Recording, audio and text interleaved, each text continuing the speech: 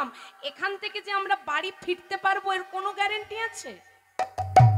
হ্যাঁ, কোনো গ্যারেন্টি আছে? কোনো গ্যারেন্টি নাই। এটা আমার কোনো কথা নয়। দেখুন, এটা আমাদের প্রমাণ ভালো করে আপনারা সবাই জেনে গেছেন যে ঘটনা ঘটেছে। যে প্লেনটা এত এত মানুষ, সেই প্লেনটা যখন ক্র্যাশ হয়ে গেল, এত এত মানুষ যে যেখানে যাচ্ছে, যার যেখানে গন্তব্যস্থল ছিল, সবাই সেটাই মনে করে তো প্লেনের মধ্যে চেপেছিল। কেউ কি জানে যে আমরা এই প্লেনে যাচ্ছি আর আমরা আমাদের গন্তব্যস্থলে পৌঁছাতে পারবো না? আমরা জানি? কেউ জানি? তাহলে আমরা তো আমাদের মনের মতো করে, ইচ্ছা মতো করে, যেমন এখানে আমরা এসেছি, আমরা সবাই জানি কীর্তনটা শেষ হলে আবার কিন্তু আমাদের বাড়িতে আমরা ফিরে যাব, এটাই তো জানি। কিন্তু বাড়িতে যে আমরা ফিরবো এটা কিন্তু আর আমাদের কোনো গ্যারেন্টি নেই মা। ঠিক তেমনই যে প্ল্যান্ট এত বড় দুর্ঘটনাটা যে ঘটলো, এত এত মানুষ কয়েক মিনিটের মধ্যে যে শেষ হয়ে গেল, ও মা, কয়েক মিনিটের মধ্যে, কয়েক মুহূর্তের মধ্যে যে শেষ হয়ে গেল, বেশি দিনের নয়, গতকালের ঘটনা। কত কত মানুষ একসাথে চলে গেলে, এমন ঘটনা, এমন তাদের ঘটনা যে তাদের যে বডিটাকে যে কে কার মানে চিহ্নিত করবে সেটাও আর নেই। সেটাও আর নেই। কিন্তু দেখুন মা, একবার যদি কারো ডাক এসে যায়, কারো ক্ষমতা নেই যে তাকে ধরে রাখবে পৃথিবীতে। এত এত মানুষ চলে গেল, সবাই চলে গেল প্লেনের মধ্যে, কিন্তু একজন আবার বেঁচে গেল। আশ্চর্য বিষয় নয়? হ্যাঁ, আশ্চর্য নয়? সবাই চলে গেল কিন্তু একজন বেঁচে গেল। কেন না? এই যে আমরা বেঁচে আছি, এই যে নিঃশ্বাসটা নিচ্ছি আর ছাড়ছি পৃথিবীতে, আশ্চর্য ঘটনা। আশ্চর্য হচ্ছে আমাদের এটাই, এই যে আমরা বেঁচে আছি, এই যে আমরা নিঃশ্বাসটা নিচ্ছি আর ছাড়ছি, কে কতক্ষণ থাকবো, এই যে বেঁচে আছি, এটাই আমাদের আশ্চর্য ঘটনা। কারণ আমরা যে চলে যাব সেটা কিন্তু তার ইচ্ছে, যখনই সময় হবে চলে যেতে হবে। তাহলে এত এত সবাই প্লেনে যারা ছিল সবাই চলে গেল, একদিন শুধু থেকে গেল। কেন না? তার যে এখনো সময় হয়নি। তার যে কোনো সময় হয়নি, তার সময় হয়নি, সে যে হোক ভাবে বেঁচে গেল, কারণ তার এখনো সময় হয়নি, তার এখনো ডাক আসেনি। কিন্তু আরো যারা ছিল কত কত সবাই একসাথে, তার পরিবার পর্যন্ত শেষ হয়ে গেছে। তাই তো বলছি মা, এই যে মানব জন্ম পেয়েছি, কে কতদিনের জন্য এসেছি আমরা কেউ জানি না। আজ আছি, কাল আবার নাও থাকতে পারি। গৌরাঙ্গ রসের নদী,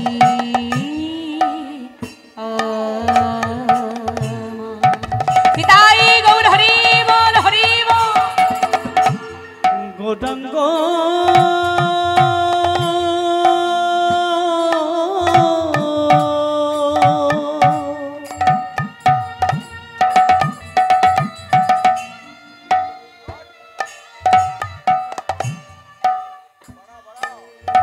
আমার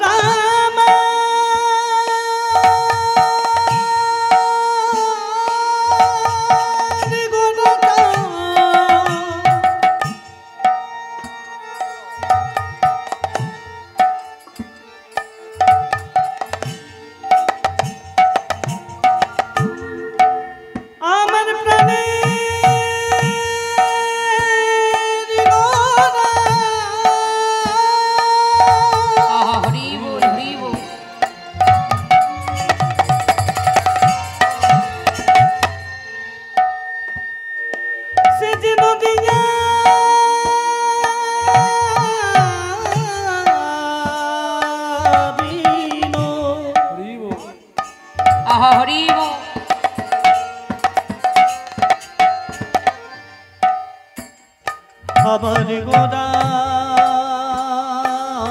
গোরাটা আমার, হরি বল, হরি বল।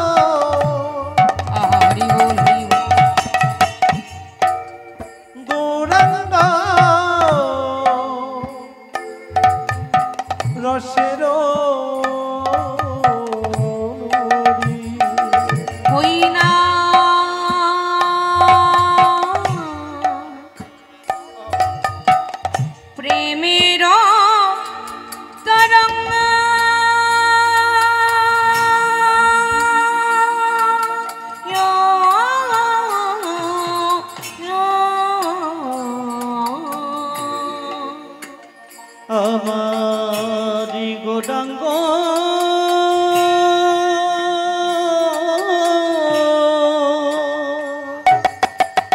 হরি বল হরি বল।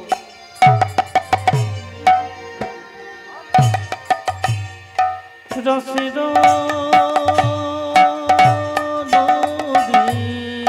হরি বল হরি বল।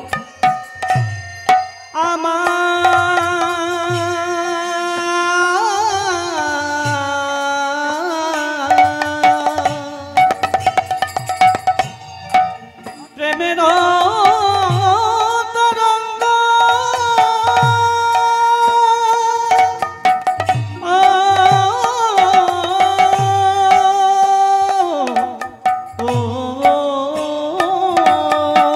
ভেসে যাই ভেসে যাও, আজ ভেসে যাই ভেসে যাই, ভেসে যাই ভেসে যাও, ভেসে যাই ভেসে যাই প্রেমের বন্যায় ভেসে যাই ভেসে যাই, প্রেমের বন্যায় ভেসে যাই ভেসে যাই প্রেমের বন্যায় ভেসে যাই ভেসে যাই, প্রেমের বন্যায় ভেসে যাই ভেসে যাই। ভাসবে না কেন গো, আজ ভাসবে না কেন গো ভাসবে না কেন গো, বলি ভাসবে না কেন, আজ যেই গড়া সেই কৃষ্ণ ভাসিবে না কেন গো, যেই গড়া সেই কৃষ্ণ ভাসিবে না কেন আজ গো যেই গড়া সেই কৃষ্ণ ভাসিবে না কেন গো, তুই কোন সেই কৃষ্ণ ভাসবে না কেন গো। আজ ভাষাতে এসেছে, ভাষাতে এসেছে আজ ভাষাতে এসেছে, আজ ভাষাতে এসেছে এই কলির দ্বীপের দ্বারে দ্বারে ভাষাতে এসেছে, সেই কলির দিবে দাঁড়ে দাঁড়ে ভাষাতে এসেছে একবার হরি হরি হরি বলে তাই গৌর হরি বল হরি বল হরি বল। বাহু তুলে হরি হরি হরি বলে, যেমনন্দে বাহু তুলে হরি হরি হরি বলে, যেমনন্দে আজ ভাষাতে এসেছে তাহলে মা আমাদের কলিযুগের ভগবান, আমাদের কলিযুগের ভগবান কে গো? কলিযুগের ভগবান কে ও মা? আমরা যে যুগে রয়েছে যুগের নাম কি? আস্তে আস্তে, এই যুগের নাম কলিযুগ। আচ্ছা তাহলে কলিযুগের ভগবান কে? গৌর হরি শ্রীকৃষ্ণ চৈতন্য মহাপ্রভু, তাই তো? কি বললাম? শ্রীকৃষ্ণ চৈতন্য মহাপ্রভু। তাহলে শ্রী মানে হচ্ছে আমাদের শ্রীমতী রাধা ঠাকুরানী, কৃষ্ণ মানে হচ্ছে আমাদের এই জগতের চিন্তামণি। ভালো করে শ্রবণ করুন। আর শ্রীকৃষ্ণ দুটি অক্ষর মিলিত হয়ে এই কোলের জীবকে চৈতন্য দান করবেন বলে তার আরেক নাম হলো শ্রীকৃষ্ণ চৈতন্য মহাপ্রভু। হরি বল হরি বল। কারণ দেখুন আমরা তো কলির জীব, আসছে আমরা এই কলিকালে জন্মগ্রহণ করেছি, তাহলে আমরা কলির জীব। তাহলে এই কলির জীবের একটা জিনিসের বড় অভাব, কিসের অভাব বলুন তো মা? আমরা কলির জীব, তাহলে আমাদের কিন্তু একটা জিনিসের বড় অভাব, কিসে? টাকা পয়সা। নয় কি গো, নয়? টাকা পয়সার বড় অভাব। আমাদের কলিযুগের ভগবান এই কলিজীবের জন্য আমাদের একটা জিনিসের বড় অভাব টাকা পয়সা নয়, অভাবটা হচ্ছে কিসের? চেতনার বড় অভাব, হরি বল হরি বল। চৈতন্যের বড় অভাব। তাই আমাদের গৌর হরি এই কলিকালে কলিজীবের জন্য বড় একটা সরল সোজা জিনিস নিয়ে এসেছে। কি জিনিস? কারণ আমাদের তো বড় চেতনার অভাব, এই চেতনাটাকে জাগ্রত করবার জন্য গৌর হরি এখানে এসেছে, আমাদের চৈতন্যকে জাগ্রত করবার জন্য। তাহলে আমাদের চৈতন্য হবে কিসে?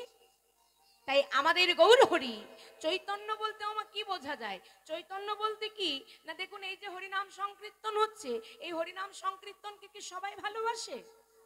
সবাই ভালোবাসে? সবাই কিন্তু ভালোবাসবে না।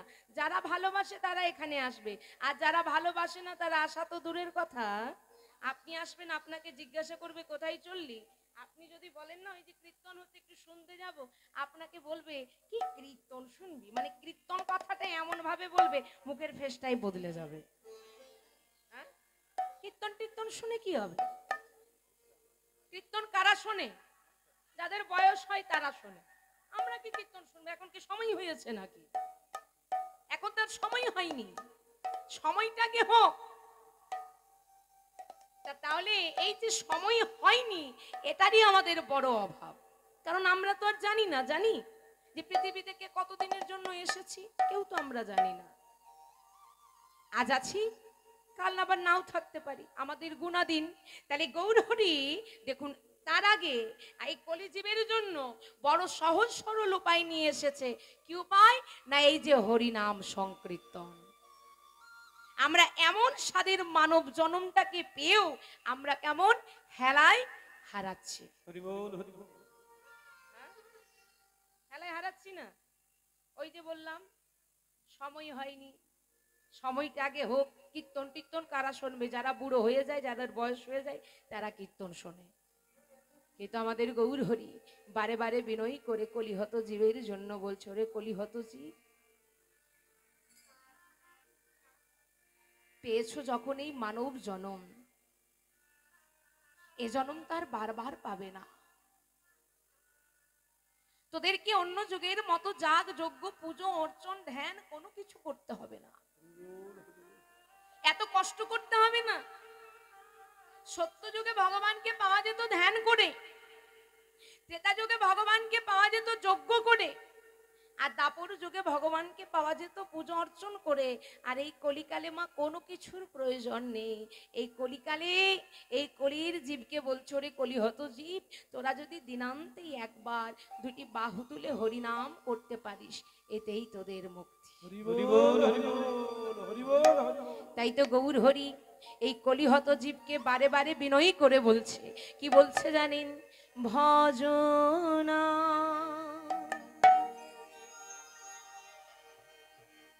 জপনা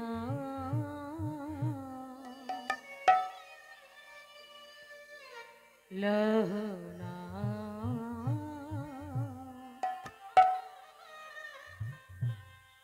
কৃষ্ণ না। পিতাই গৌর হরি বল। ভজনা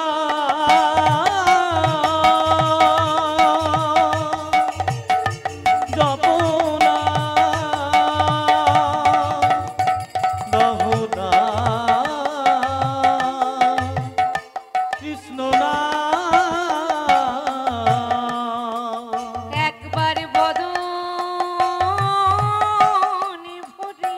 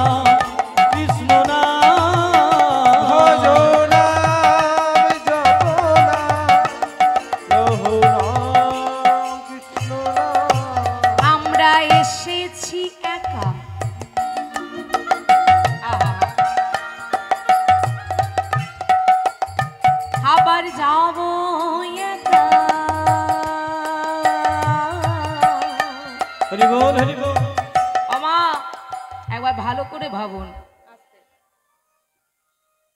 এই পৃথিবীতে যেদিন আমরা জন্মগ্রহণ করেছিলাম, এই পৃথিবীতে যেদিন আমরা এসেছিলাম, কি নিয়ে এসেছিলাম? কিছু নিয়ে এসেছি? একটা শিশু মায়ের গর্ভ থেকে যখন ভূমিষ্ঠ হয়, কিছু নিয়ে আসে মা? কিছুই তো আবার নিয়ে আসে না।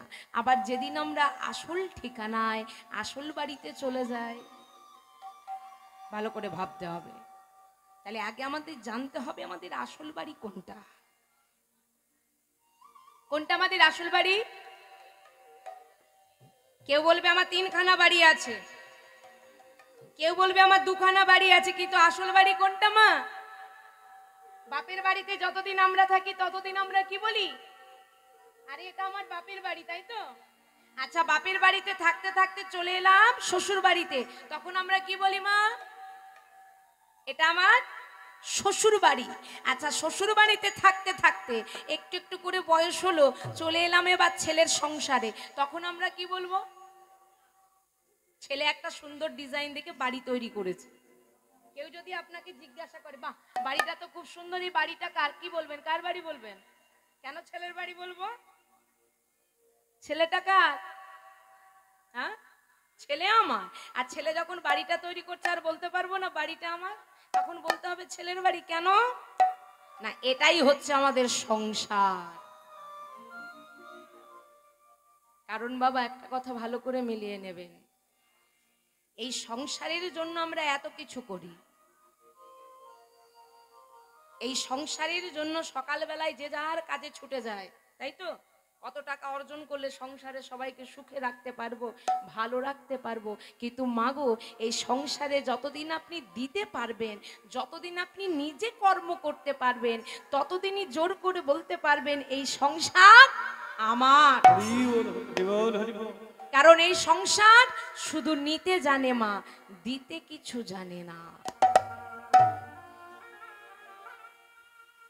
সারা জীবন ধরে শুধু আপনার কাছ থেকে নিয়েই যাবে,